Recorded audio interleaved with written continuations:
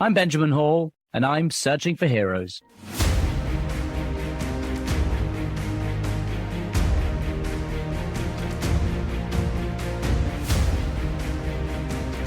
Welcome back to the podcast, everybody. And this week we will begin our exploration, our new theme, which is rebirth. And there is no one better to really help us with this theme and this idea than someone whose life has really been a true testament to transformation. I want you to meet Aaron Stark. He's a man who at just 16 years old was standing right at the precipice. He was homeless. He was deeply wounded by abuse. He was neglected by the systems that were meant to protect him. And he was days away from carrying out a school shooting.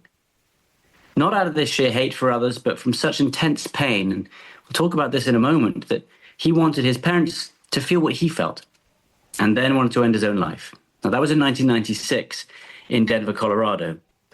And then came two simple gestures. One from a friend who invited him in for a shower of food, and that act of kindness gave him an extra 5 days. And then a second friend later baked him a blueberry peach pie, something that simple for his birthday. But those two acts of kindness, they really kept him from taking his life again and carrying out this atrocious crime. Now, Aaron went public with this story in 2018. He wrote an open letter the day after the Parkland shooting under the bold title, "I was almost a school shooter." And his honesty, humility, his reflection really resonated. And his TED Talk now has over 15 million views. And it's become this really rare, really raw bridge into the mind of someone who almost carried out an unspeakable act, and why he didn't. Well, today, Aaron is the opposite. He is a father of four. He's a mental health advocate. And he's someone who has spoken to agencies like the FBI about how love and empathy can literally save lives. And his message is simple, but frankly seismic. It is give love to the ones you think deserve it the least because they need it the most. So, Aaron, what a great pleasure to have you on the podcast. And thank you so much for joining me today. Thank you, Ben. And thank you for such a great introduction. That was really well said. Thank you. Well, I was inspired by all your videos. And I would advise everyone listening to go and watch them because they are, in some senses, they're so deep, but in other senses, they're really simple. And maybe some people forget that it's just about reaching out, that sometimes it's not complex. Is that what you discovered when you were really struggling, that it was just, you just wanted someone simple, someone to come and show you care, and that did the U-turn? Yeah, because I that's exactly what it was. There's a strange dynamic when you're the kid who's really depressed. It can be equally depersonalizing to be looked at like you're a monster and to be looked at like you're a project. If you're coming to me like you want to fix me because I'm broken, that's the same as if you're afraid of me because I'm evil. Both of those things are, I'm not a human. I'm something for you to work on or something for you to run from. And there's a very powerful thing that can happen when you feel so alone that you feel invisible. For someone to notice you in that moment and to really notice you as a human, it can be fundamentally life-changing. It can be one of the most powerful and grounding things ever, because you can get lost in that sea of darkness easily. You can start floundering in that depression and think that nobody around you sees you, and anybody that sees you should see the monster, and anybody around you should see the evil. And just having that one person that can ground you in your reality, that you're actually a human worthy of your own emotions and worthy of respect, it can really be life-changing. And I want to dig into that in a moment, but I wondered if you could go back and set the scene for us. And you've talked about it, about almost being a school shooter. Can you sort of take us back to that moment in 1996? Sort of what was going through your mind? What brought you to that point?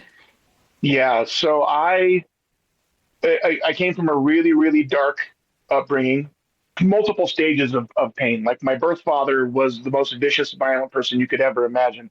He was a Vietnam vet that I spent my first 5 years of my life running from the most atrocious kind of violence.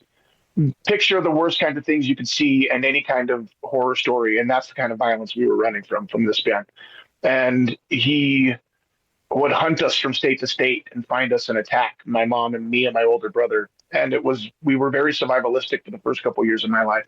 But then after my mom managed to escape from him, she got with my stepdad, and the escape ended up just being a transition from a Stephen King level horror movie to something more akin to Scarface, where it was all crack cocaine and stealing and violence and crime and the violence and the abuse at home made a really nomadic kind of lifestyle. We bounced around so often.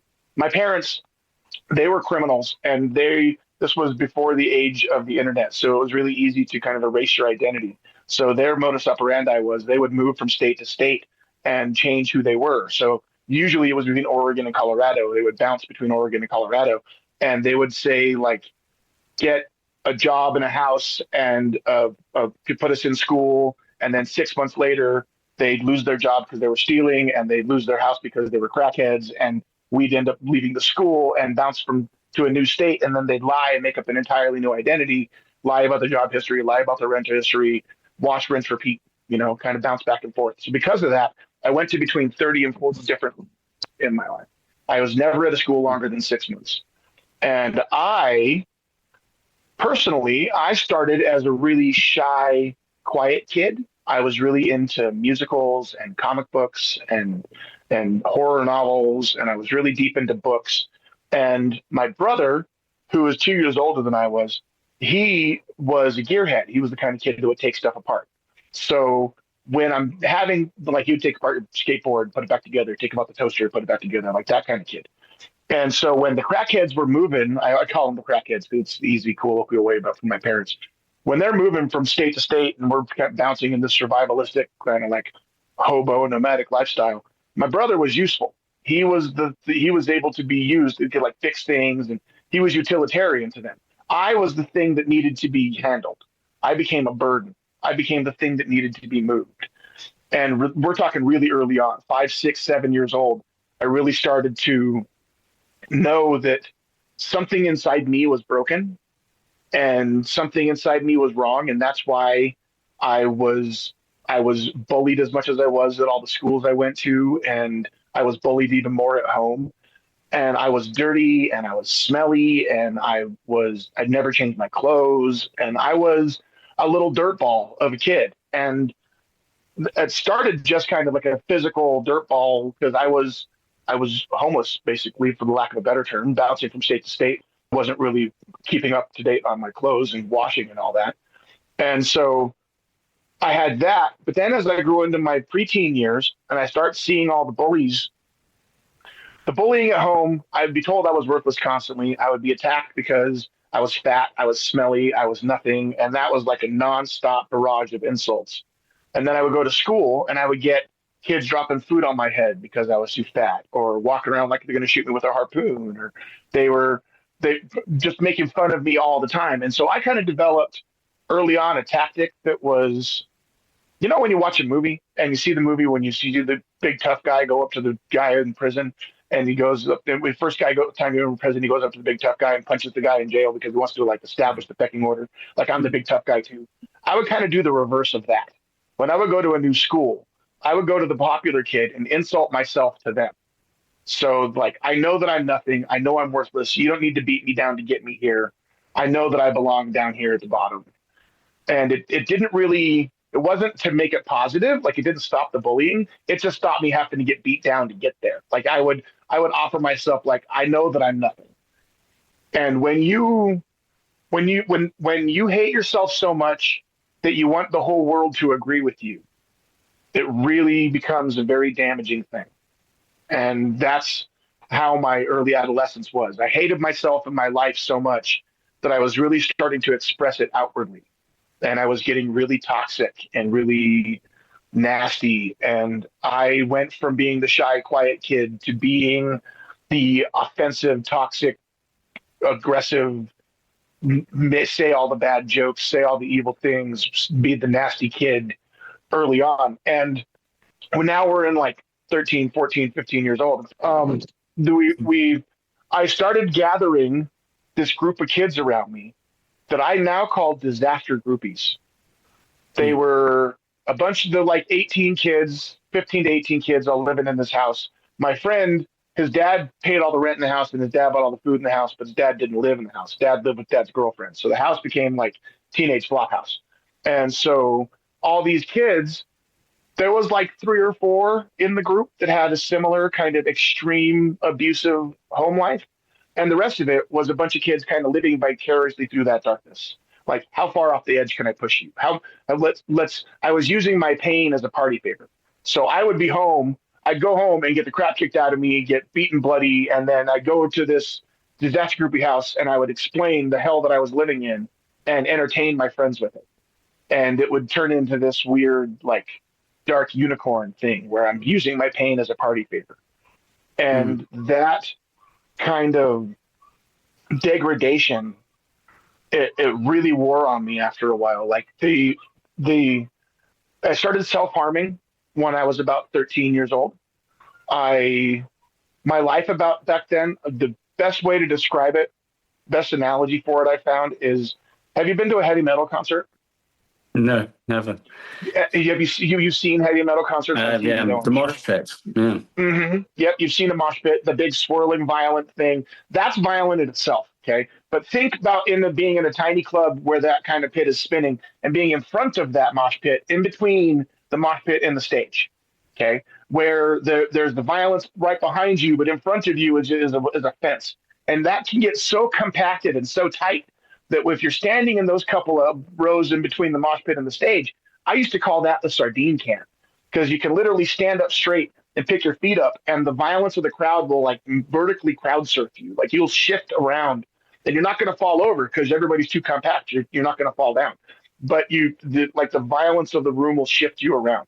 And that's kind of a good analogy for what my life was like back then. Like, I'm just kind of shifting in this mosh pit of violence and degradation. So there was nothing. There was absolutely no support either. Obviously not from your parents, but not from the school, not from the government. Like, there was zero support. It was almost anti-support, and I attribute that not really to the schools themselves. Kind of. From the school system, there was more like a blindness. Like, they refused to see the damage that was happening in front of them. But they had the problem that I know is currently happening now all over the place, where they had the mitigating factor of my parents trying to evade any system that tried to detect them in the first place. Yeah, at some point you wanted to show anger. You wanted to lash out. So how did that happen? Well, that's when I hit that bottom. I tried to go get myself help. So like my rock bottom, I'm sitting in I had this one positive friend. Okay. So while I'm in this, just to finish that scene, because it's an important little picture of how my life was living for about 2 years. All right. I had the home life where I was like 90% homeless because I couldn't be there for more than a couple minutes because I couldn't be there with the violence. I had to get out. So, but all my stuff was there. So I'd get there to get all my stuff and I'd get out. But then the rest of my day, so at home, I'm an abject bottom. I am worthless. I'm the piece of nothing. I'm just nothing. I'm the worst. Then I go to this disaster groupie house for like the most of my day. And now I'm using that to entertain everybody else. And when I was around 12 years old, I met the only good part of my whole life. He was this kid named Mike who lived at the opposite end of one of the houses that I lived at. And I would go to his house because we would bond. We bonded over deep conversation and comic books. And I met him at 12 years old. And by the time I'm 14, 15, and I'm living on the streets, bouncing around, doing all this crazy stuff, cutting myself and living on the streets, he became kind of like my home base because he never moved. And so for like an hour or two a day, I got to go over to his house and be a normal kid because he lived like the total opposite life I did. He was really well off. His parents had this big house. He was a normal kid. And I got to be there for a couple hours a day. And when I first met him at 12, I could stay there for like a week because I'm just a normal neighbor kid and I'm her son's friend. So his mom let me stay there. But that went from like a week to a couple days. And so when it got to my bottom, the last places I had were that disaster groupie house. And then I had Mike's tool shed where they were saving a puppy recliner chair in storage. I got to stay there when it was bad weather. And then the last place was this field behind Casa Bonita. So if I laid in the field, you couldn't see me from the street. So it didn't think there was a dead body there. Then that disaster groupie house ends in a big explosion. We're having this big party. Everybody's tripping acid. The parents get there. Everybody else gets to go home. House is over. Everybody has to go home. All this stuff. Everybody gets to scatter. I don't have a home to go to. because my parents are in the middle of the worst of their crack binge, and I don't have any supports. So now I am stuck between either that shed or Mike's tool shed or that field. And I had taken to cutting myself because I had calmed the waves of that kind of mosh pit, like it settled myself. At the start, it was just calm those emotional waves, but it quickly had spiraled into really deep, more serious self harm to be more destructive. And I'm like, I got to get help or I'm going to die. If I don't do something, I'm going to die. So in the morning, when the sun rose, I borrowed bus fare and a phone book from Mike's mom, and I called social services on myself because they had intervened a couple times. They were one of the reasons why my family had to move. So I figure, hey, maybe social services could help me. So I set an appointment for that day. And by the time I got there, because it was dawn when I called, it was afternoon when the meeting was. By the time I got there, they'd also called my mom and brought my mom in. Had you explained to them the situation with your mom? Well, they didn't really give me a chance. We sit around at this table, and we sit on one side. There's all these counselors. On the other side, there's me and my mom. And they say, "So okay, so what are we here for? What's the problem?" And I pull out a square razor blade, a box cutter razor blade, and I'm like, it's got fresh blood on it. And I got fresh cuts on my arm. I throw the razor blade on the table. I'm like, okay, that's my problem. I feel like I'm nothing. I feel like I'm at the bottom. I feel like there's nothing here for me at all. I feel like I'm nothing. And my mom, she spoke up and started telling them how, oh, I just do this all the time. I'm doing it for attention. There's no big deal. She can handle it. She can deal with it. I just do it to get a rise out of people. And they listened to her. They listened to her, and they sent me home with her. Ooh. And we get a couple blocks away from the social services office. And she turns to me with this evil snarl in her face. She says, "Next time you should do a better job and I'll buy you the razor blades." And up until that point, I would describe it like I'm kind of wrapping darkness around me like a blanket. Like at the core, I'm a good kid, but I'm wrapping this evil spiky shield around me. It's really toxic and it keeps everybody away, but it does keep a couple people closer because they have a like mind. So it's like an attractive, evil, spiky shield. But at that moment, sitting in that car, when she told me I should have done a better job ending my own life and she'd help me next time, I looked at that dark and just dove straight in. That was where I went into, that set off a period where I call scorched earth, where for 9 months, I went on a solid personal destruction where I went to try to offend and disturb and destroy every potential positive relationship in my life. If you liked me, I was going to offend you. And I was going to say the most disgusting and racist and sexist things, not because I was racist or sexist, just because it offended the person I was talking to. If it offended you, I was going to go there, and I didn't have any limits that were going to stop me. And so I went on a 9-month process of solid personal destruction. And then the very last place that you would reach, if you wanted to reach this point of offending and taking from everyone and anger, is a school shooting. Well, that put me right at the precipice where I was, after 9 months of that, now I'm alone and I'm in that field, and I've been in that field for a month. And I think to myself, I got to get some help. I got to die. I'm going to die. I woke up in the snow one morning and it was like 2 inches of snow and I had almost frozen to death. I'm like, I got to get some help. I'm going to die. So across the street from the school that I was nominally at, quote unquote, I wasn't actually attending school, but I had to be on school grounds to avoid truancy officers. It was North High here in Colorado. I was across the street from that was a building that said mental health. I didn't know what it was for, but it said mental health. And I knew last time when they brought my mom in, I warned them I was coming in, so I'm not doing that again. So I'm going to just go in there cold. So I went in there, and it wasn't an office. They had me see this young lady. And I don't really remember much about that conversation, because all I can remember is her telling me, "I'm sorry, there's nothing I can do. I can't help you." And when I stepped out of that door, that right there, that's the moment right at on that porch when my brain broke and it snapped like a mirror. And a couple things happened immediately. First thing that happened was I discovered what was the bottom of that mosh pit. When you go all the way to the bottom of the tsunami, all of the anger and all of the aggression and all of the pain goes away. And it gets really quiet and it gets really still. And there isn't any more down to fall to, because like, what you gonna do? You're gonna put me in jail? Okay, they're gonna feed me. You're gonna shoot me? Okay, cool. I'm gonna die. There isn't any more down to go to. And I knew what I wanted to do. because hanging out with that disaster groupie house, instead of hanging out with those kids and talking about sports or movies or girls, we'd talk about mass murder. We talk about, so if you want to kill 10 people, how would you do it? If you want to shoot up a school, what would you do? And it was a bunch of depressed kids navigating depression without adult supervision. But for all intents and purposes, it was workshopped for my destruction. I had workshopped through the plan of what I had wanted to do. I knew this was in the days of open campus. So you could come and go as you please. I was either going to go into the food court and kill as many people as I could, or go down to the mall to the food court and kill as many people as I could, and die by suicide by cop in either place, because there was uniformed officers stationed at the school at all times. And there was a police station a couple doors down from the food court. And I knew where to get the gun because my parents were drug dealers and they bought and sold drugs regularly from the gangbangers that hung out next to the ROTC building at the school. And this was mid-90s, before the age of metal detectors. So kids would come in regularly with pistols and flash them in school. It was gangbanger highway. That was the heights of the gangbanger days. And so they knew me. They knew I had access to drugs and they had access to guns. And so I went to them like, hey, get me a gun, hopefully one that shoots a lot of bullets. The guy's like, okay, cool, get me an ounce of weed. I'm like, all right, that's fine. I went and stole it from my druggy parents' buddy who's sleeping on their floor, who had it bagged up in his pocket. I just went up, grabbed it from him, took it to the guy. I'm like, here you go. And so he's like, okay, cool. Give me 3 days time, you get the gun. And so I was set.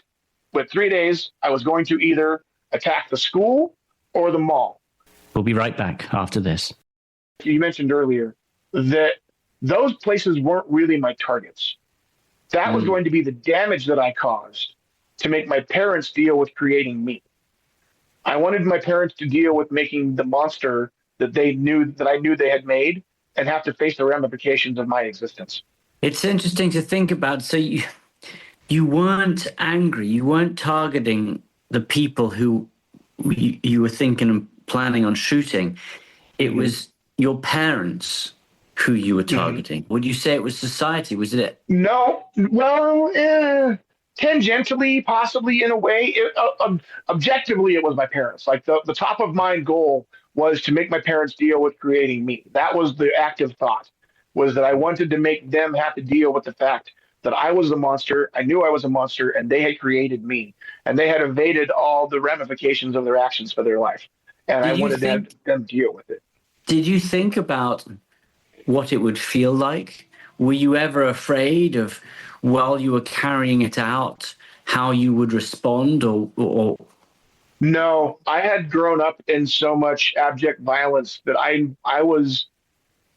my ability to go from 0 to 100 in the fight or flight response, I had proven that 1,000 times over.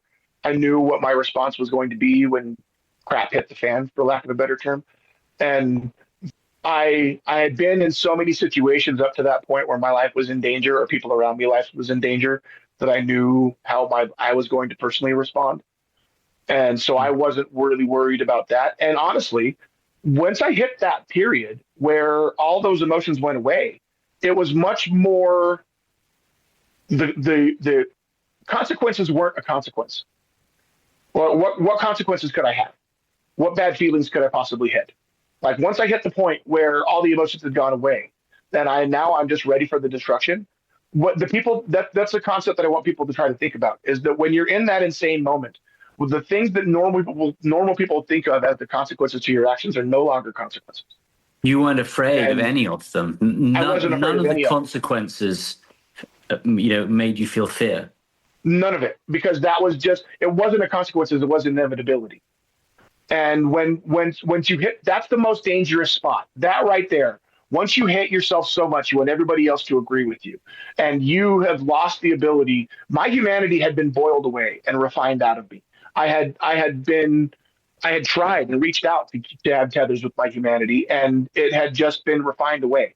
And there wasn't anything left to care about. There wasn't anything left of me to matter. And so in that 3-day time, I didn't know what I was doing then, but looking back, I think I was saying goodbye. I was going to people in a much more calm way and doing things like giving away all my comic books and going to my ex-girlfriend and saying, thank you for letting me sleep out in the gravel outside your window. And I was going to people that I had offended and saying, thank you. And there was no continuation for the conversation. Like I was never going to be like, hey, I'll talk to you tomorrow. It was always just, thanks for putting up with me. You kept me alive for a little longer. I appreciate that. Mm. And it was giving things away. And I didn't know what I was doing then. At the time, it was this haze. I was kind of lost in a haze. I was in this waiting period. And in that period, I went to Mike's house and I knocked on his door. And when I opened up Mike's door, I was in tears. And Why? he brought me inside. I just broke down crying.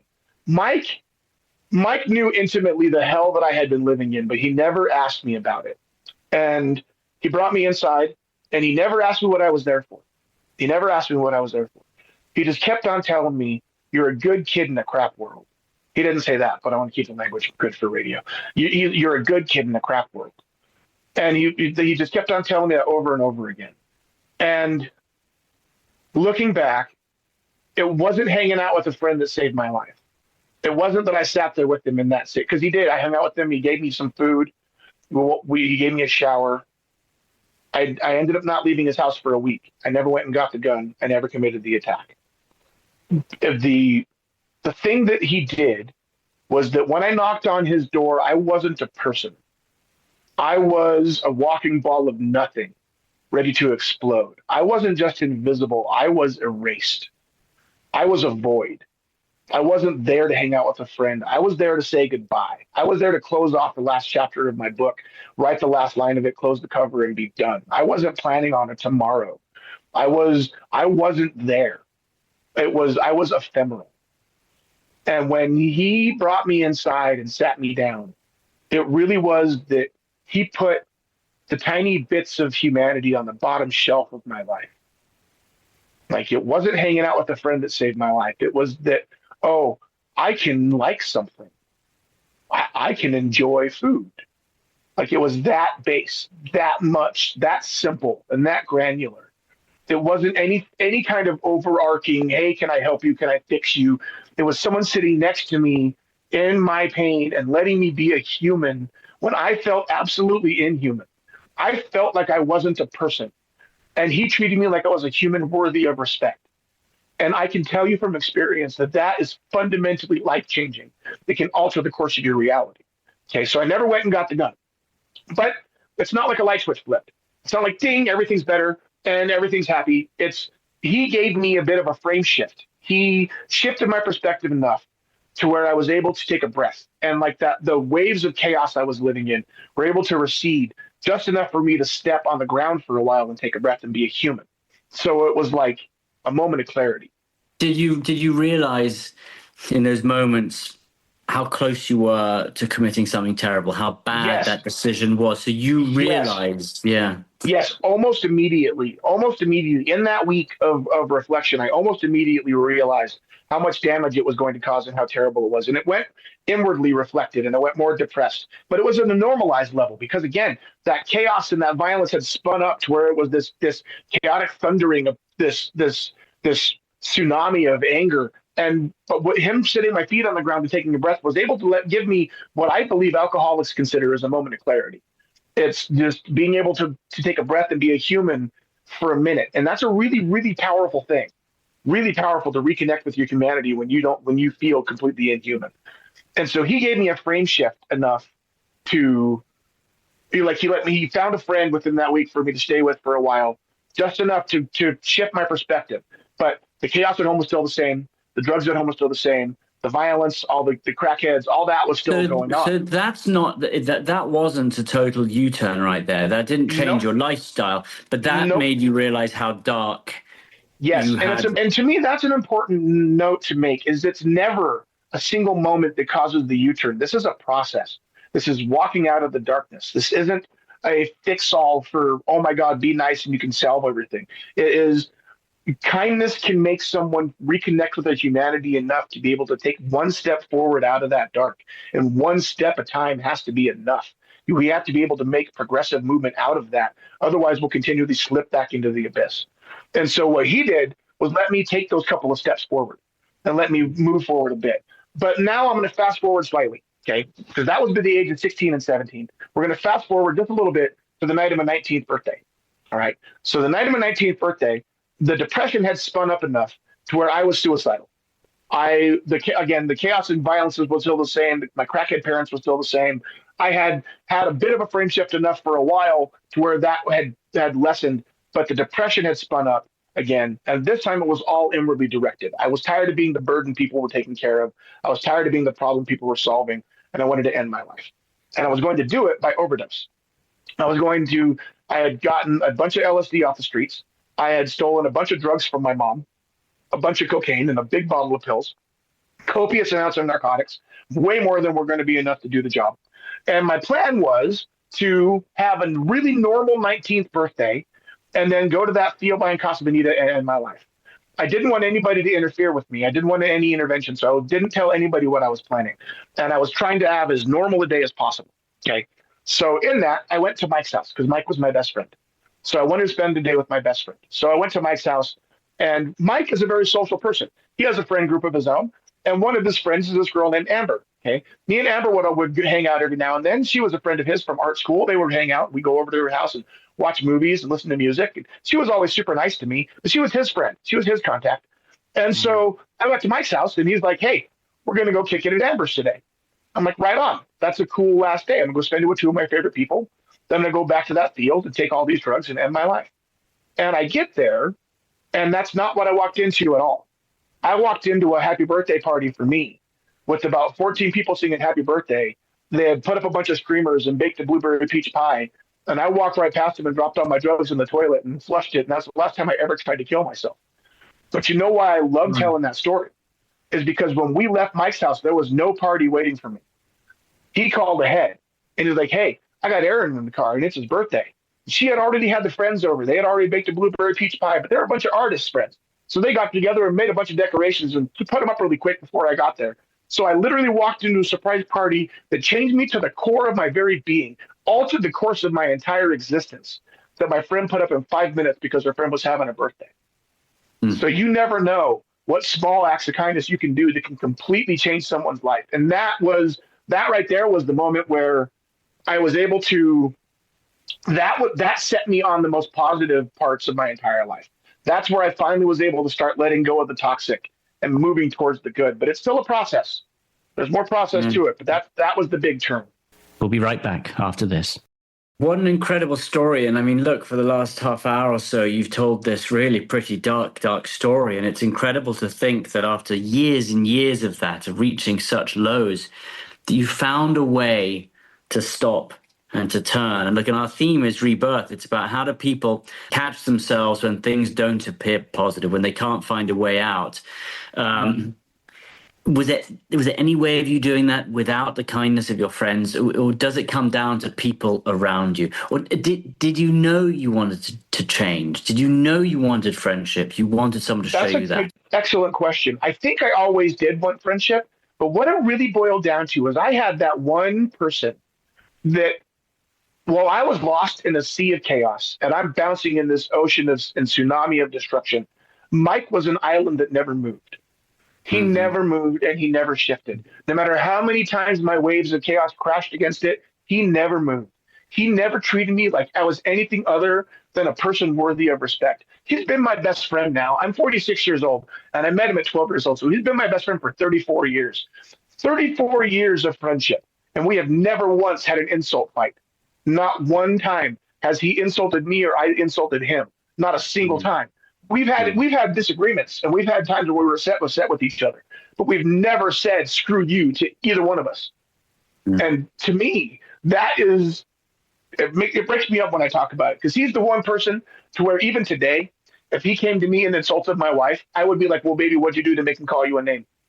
Because he's earned that right. Like he was the one person that stopped me from becoming the me that I hated becoming. He showed me that I mattered in a way that I didn't even realize. And to me, that's the important bit. And it's not, if you ask him what he did, now flip it. And to me, he was the most important thing. That's the next question, ask him what right? He did. Yeah, because ask him what he did. His only response is, I only did what a friend's supposed to do. Yeah. I can't even say it better than that. He is, to me, a friend It's not friendship isn't constant glad handing. It's not telling someone everything's going to be great. It's not telling everything's going to be better. He called me on my crap. He called me when I was doing stuff wrong. He's like, yes, you're going to do better. But you got to drop this toxic stuff, man. We can work it through it together. He was there with me, talking with me and helping me and being there with me no matter how many times I was toxic and aggressive. And here's the thing I would like people to think about. Here's an equation that I think that boils down to. When you are the kid like I was and you're seeking to get help and you're reaching out for assistance, it can be like walking into a room full of spikes that are pointed at your own head. And even talking to a friend can be like that. And the equation that you ask yourself is, how honest with you can I be about the hell that I'm living in before you change your opinion of me? Mm. And the more honest that I can be with you, the more I can trust that you can be honest with me. And we get so afraid of protecting ourselves from the way people act to us that maybe we might be reliable or liable for it or accountable for it, or it might damage us in some way, that we lose sight of the fact that all it takes is simple human connection that is free. It is free. And like you said, it's about rebirth. Today, I'm a happy father of 4. I sit here comfortably knowing that I am proud of myself. I'm proud of who I've become. I am proud of the family that I've built. I have 4 wonderful children. I have 2 grandchildren. One of them is just a month and a half old, and his name's Hercules. And my other one's TJ. He's 7. And I have just the most amazing life. And it's all because I was able to embrace the dark side of what happened to me and speak about it openly. What should people be? If people on the other side, people like Mike, and sadly we still see school shootings. What should people be looking for? What should they be watching out for, even among their peers at school? Because you said give love to the ones you think deserve it the least because they need it the most. Is that what's not you think needs to happen more? Is that there needs to be more? I really do. Well, right now we are in a very dangerous spot because I think that it all boils down to the fact that everybody wants to be held and told that we're okay. Every one of us. We want someone to hold us, to tell us everything's going to be all right and we're a good person. And we have a whole group of people, whole society of young men specifically, that are finding that in the worst places and finding that kind of positive reinforcement from the worst and most toxic places that are telling them you can be a good person, but first that person has to pay for it. Or the more mean you are, then the better you'll be over there. And they vilify positivity and they deify toxicity. And to me, that is the biggest dangerous spot we have, because we have there's only a small sliver of people that are really going to follow through on attack. The people that are going to pull the trigger. Very small percentage. But there's a gigantic gray area of people that think that they could, should, or might. And those are the people that find their acceptance and their belonging in those toxic subcultures. So when you ask me, what can we look out for? The biggest things, separation. The more alone someone is, the worse off their life will be all the way around. If we have a criminal in prison and that criminal in prison does a crime, how do we punish them? We put them in solitary. We put the worst of our worst criminals. The worst thing we can do to punish them is make them be alone. And if being alone is the worst punishment we have for the worst of our criminals, then imagine what it's like for that kid who's sitting there completely alone. Instead of thinking about what you can look out for, in my opinion, the better thing is look at what you can add. Because you've talked to the FBI, I know that. And I think one of the things you have talked to them about is how to talk to a kid in the dark. That's them. And so how do you do that? Like if you see someone who is broken, who is, going down the wrong direction, the last thing they want is for someone to come and try and save them, because that doesn't work. So where's the line between being, and Mike did it well, he was just there to be your friend. Yeah, it's about respect. Give the people you're interacting with, especially the young people, the respect to know that everybody is carrying the sum total of human knowledge in their pocket. Every kid you're interacting with has every encyclopedia ever written in their phone, and they have at their beck and call, and they are fact checking every adult that they're around. And they have a much deeper understanding of their social network than any of the adults around them give them credit for. I personally have a bit opinion of this. This is a small tangent, but it ties in with this. I think that as adults, we have the problem of looking at social media and at phones in particular like they're a toy. We got them and we use them as toys. We're the generation that put all the cat pictures and y'all bought all the ringtones, and we made our phones up with all the fun cases and all this cool stuff. And every 6 months we had a new kind of phone. We had the flip phone, we had the BlackBerry, we had the Razor phone, had all these new technologies. So for us, it was a toy. Okay. So we put all the bells and whistles at it. So when we look at social media, we look at that like it's a game, like it's some kind of online game. All right. My kid, my 13-year-old, does not look at her phone like it's a toy. For her, that's a tool.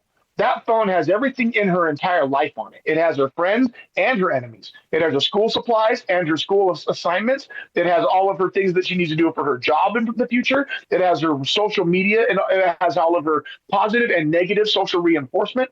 It has all of her fact checking and all of her resources. Everything is in that. It's not a toy. It's a tool. And so the kids these days, they don't buy the ringtones. They don't care about the phone cases. They don't care about the way how bling bling it looks. They use it as a tool. And for us as adults to still look at it like it's a toy, we are missing entirely the social environment that they're actually living in. And when we dismiss that environment and we go and say, oh, you need to just get off that phone, get off your social media, you need to get off them video games, then we are ignoring 90% of the iceberg that our kids are interacting with. Yeah. And the more that we can to reach out to that kid, to answer your question with that answer, engage more and become more fluent with the kids that you're dealing with. Yeah, no one talks to a few people talk to each other nowadays. That's the danger too of the phones. No one's looking eye to eye. No one's talking anymore. Well, and what I tell the FBI and what I tell counseling centers is, okay, let's say you have these two scenarios. You got a kid coming into your office and he's saying, I'm at the bottom. I feel like I'm worthless. I'm like the stuff that I said. I'm showing you his cuts on his arm, and he's feeling like he's going to hurt himself, and all of this. You're going to give that kid a checklist. You're going to give him a system. You're going to have him check in with the doctor. You're going to have him check in with the counselor. Probably going to check in with them all the time during the daytime to make sure he's doing all right. Now let's take scenario 2. Let's say it's instead of a kid coming into you, let's say it's a coworker. Let's say it's one of your fellow officers sitting next to you in the job, and they're sitting with you at the bar afterwards, sitting there chilling. And he's saying the same thing that kid was telling you. And he's telling you, I'm feeling like I'm nothing. I feel like I'm worthless. I've been alone on this job, and I'm carrying all this weight. I feel like I'm at the bottom. Do you give him your program? Do you give him your checklist? Odds are you don't. Odds are you sit next to him. You're like, dude, I'm with you. I'm with you, brother. I'm here with you. You're not alone in this. You can make it through it. Now, what are the difference in those two people? The only difference in those two people is you know more about the second one and you care more about the second one. That's it. So if that's the only equation, then learn more about the first one and care more about the first one, because that's what they're craving. And that's what they're finding in the negative social economy. It's someone that cares about them. Now, if someone listening right now is in sort of pain or is feeling hopeless, then maybe they don't feel they have that support. What would you say to them? You know, what if they don't have that support? How can... Don't give up. The only thing, what I tell my own kids is the only thing constant in life is change. The only thing that's absolutely certain is that tomorrow is going to be different than today. It might not be good, better, and it might not be worse, but it will be different. And so we have options with that. If every day is going to be change, we can either resist that change and get worn down like the sand on the beach and have the change beat us into pebbles. Or we can adapt with that change and move like the water itself and fill every container that we're in. So that's the only options that we have. And reach out to people. Would you say go to the one person you know, go and talk. Don't keep it inside. Would you tell people, go and say to someone, I'm having a tough time. Make sure that they find the strength to say, I'm struggling. Not only that, I would say shout it from the rooftops. Tell everybody what your problems are, because it's been so powerful. The amount of the people that have come to me. Here's how I can explain it with my own existence with this. I wrote a Facebook post in 2018 that was right after the Stillman Douglas shooting. I did not come out with a story that could become public. I wrote a Facebook post and it got public notoriety. And then the next day, my wife was like, hey, Channel 9 News might want to see that. And I thought if I sent it to them, it'd be a tiny blurb, and then sent a camera crew to my house to film me read that Facebook post. That video got 17 million views in a week.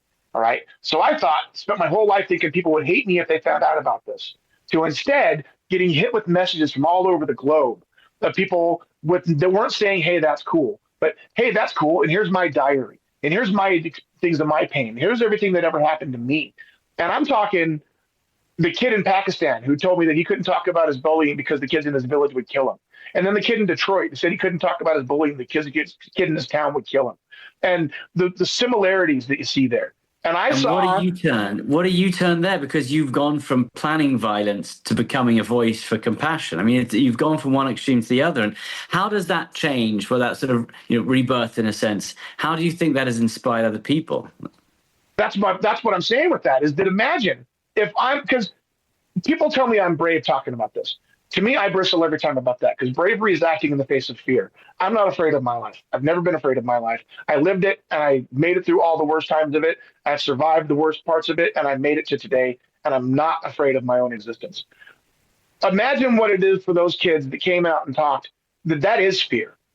That how painful it is to talk about it. Can I give you one last small story that it shows this in real terms, and from a law enforcement perspective about it, to show how weird this is and how much it's not just the bottom levels, but the top levels that have this exact phenomenon happening.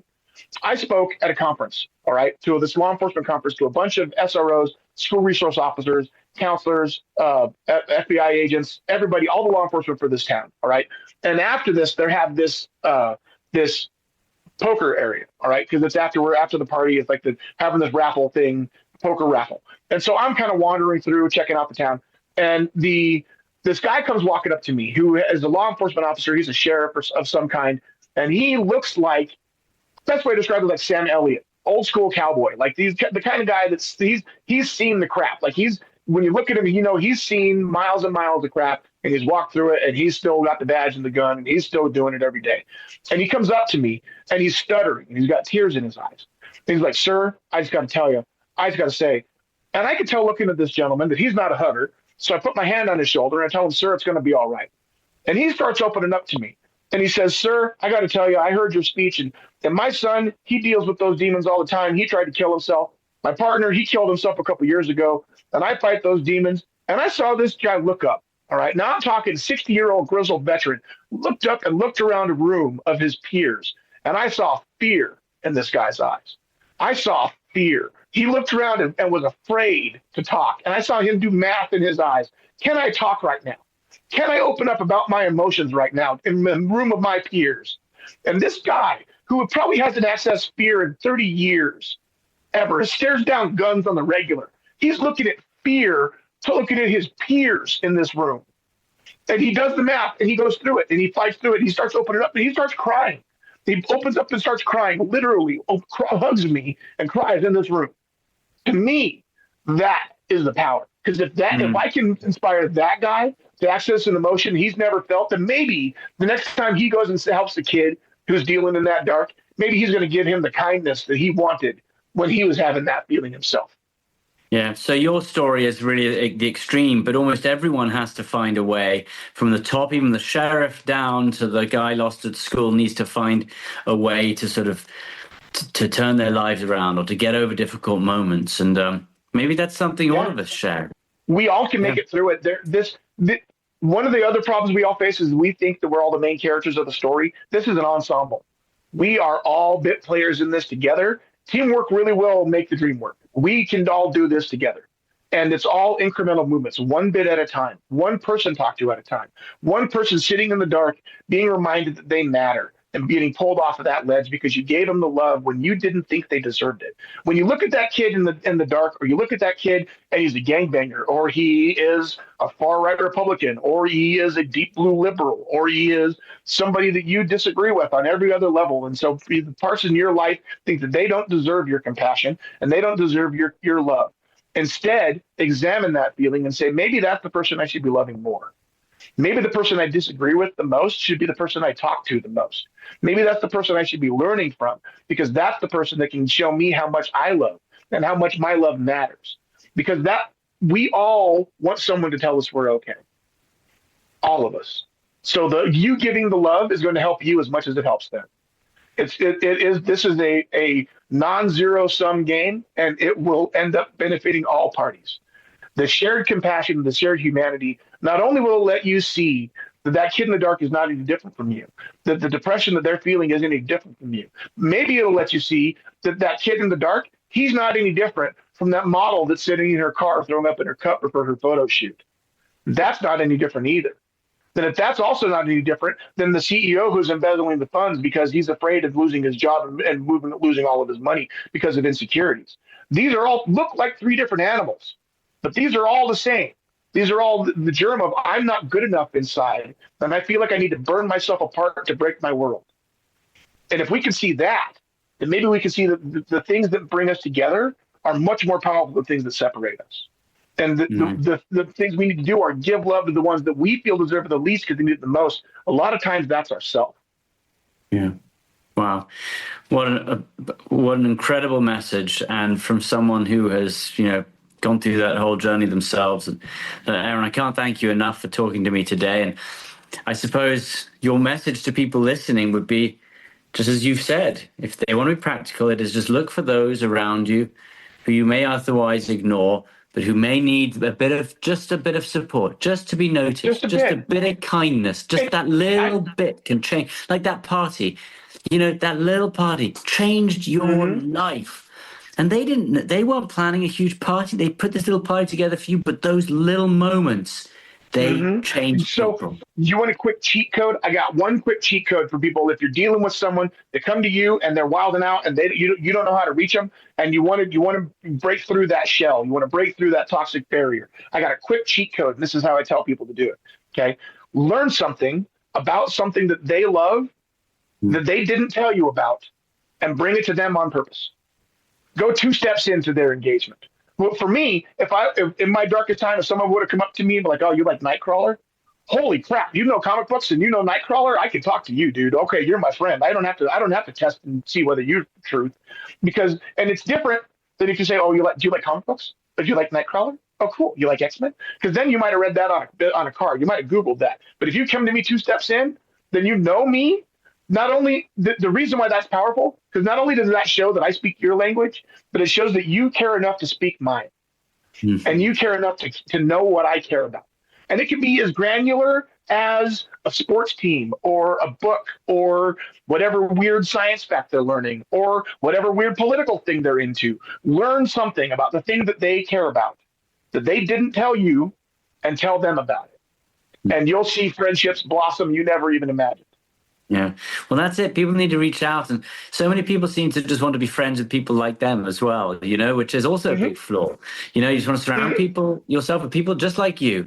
Well, no, you're missing what's so amazing about life, which is that people are so different from different backgrounds, from different places. And that's what makes life interesting. Go and hang out and talk to people who are not like you, because that's fascinating. That's an experience. That's enriching. And what I think people will discover when they try to do that is the people that are like you dwindle in number dramatically. Like you'll discover that almost everybody isn't like you and a lot like you at the same time. You see the joy in the tiny differences of all the different humanity. These days, I take so much time spending all my time in the sun and spending all my time looking at the good in people and looking at what the potential in people are. Because I spent so much time looking at the bad. It's time to look at the good now, man. We all can do that together. Amen. Amen. Aaron, thanks so much for joining. Thank you so much for being on the podcast. What a great honor for me. Thank you. Thank you very much, man. I'm proud to be here. Thanks for having me on. Well, goodness, I've got to say, I think that was quite a tough interview, particularly as Aaron was describing what life was like before he, I suppose, changed his life, before he did his U-turn, or as the theme of the moment, before his rebirth. And I think that is what rebirth looks like. Aaron really stood at the edge, and then he chose a different path. And not because a system saved him, but because a friend did. It was a shower, it was a meal, it was a birthday party that was thrown together in just 5 minutes. Now, those small acts, well, they didn't fix everything for Aaron, but they gave him enough ground to take one step and then another to the place that he is today, helping so many other people. And I think that's the lesson. Aaron reminded us that the most dangerous place is isolation, often. That moment when someone feels that they've got nothing left to lose. And he gave us his antidote. That is, see people, treat them with respect, not like a project, not like a problem. Go and learn one thing they love. And that was his cheat sheet. He said, try and meet them 2 steps in, show them that you care, share interests, be a steady island to them when perhaps their life is crashing around them. So look, if you're listening today and if you're in the dark about anything, don't give up. Don't give up. Tomorrow will be different. And tell someone, shout it from the rooftops if you have to. And the other thing is, if you are the mic, as in Aaron's mic, if you are the mic in someone else's life, remember, you don't have to save them. Just sit with them, notice them, invite them in. And 5 minutes of kindness, 5 minutes of kindness can change the ending. And those 5 minutes of kindness stopped Aaron from being a school shooter, stopped him carrying out the worst thing, becoming the most evil person that we can imagine. And kindness brought him back. So again, that line we said at the beginning, what that Aaron says, which is, give love to the ones you think deserve it the least because they need it the most. And sometimes that's just the person across from you. I guess sometimes that's yourself. So look, thank you for joining me again today. I'm Benjamin Hall. This is Searching for Heroes. And our theme at the moment is rebirth. And I think today we really saw how that begins. It begins with courage. Both courage shown, but also courage shared. So thank you, Aaron. Thank you for your honesty. Thanks for your resilience. And thank you for reminding us that compassion, it's not a luxury. It really can be a lifeline. So join us again next week, everyone. We will keep talking about the theme rebirth. I hope you're going to be there. Thank you. Thanks for listening to Searching for Heroes. Listen ad-free with a Fox News Podcasts Plus subscription on Apple Podcasts. And Amazon Prime members can listen to this show ad-free on the Amazon Music app.